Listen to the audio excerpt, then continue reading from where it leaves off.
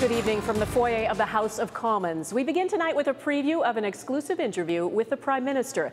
I sat down with Stephen Harper today for a wide-ranging discussion about, among other things, the economy, about what worries him most about the year ahead and what Canadians should prepare themselves for. And the Prime Minister spoke for the first time about the impact the Newtown school shooting had on him, not as a political leader, but as a parent.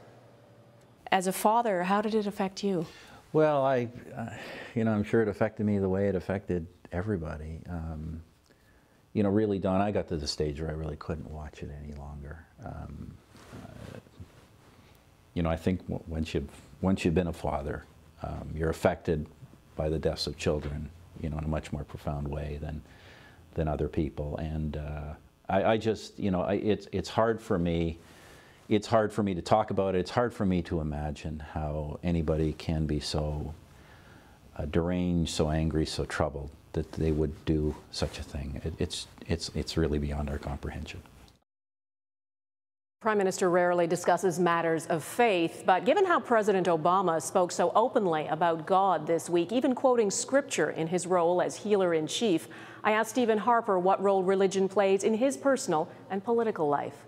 How does faith inform your decisions or frame your worldview? Well, I guess like most religious people, I pray regularly and ask for strength and for wisdom. At the same time, as a political leader in a multi-faith country, I try to be very careful not to look like I'm trying to impose my particular theological views on our country. And one of the things that I encourage my fellow Christians to do when they're in the political arena is really to look at the shared values that so many faiths actually have. Mm-hmm. And those are the things upon which we as conservatives try to build. But there are times like this, where you see the deaths of children in this way. There are times like this where where we're all reassured by the fact that there is, a benevolent power ultimately looking over all of us.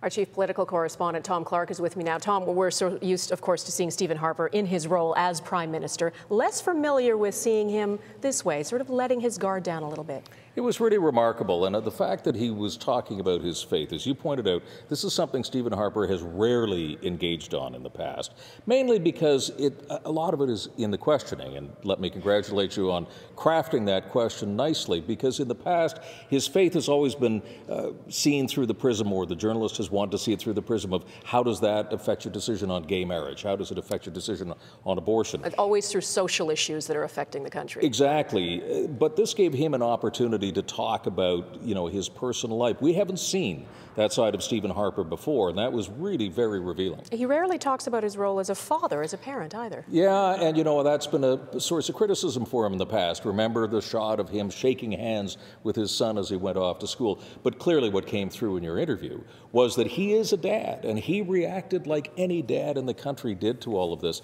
And I think what I saw in this interview, and you see it all through your interview with him, clearly, Stephen Harper is a much more comfortable man in his skin than we have seen before.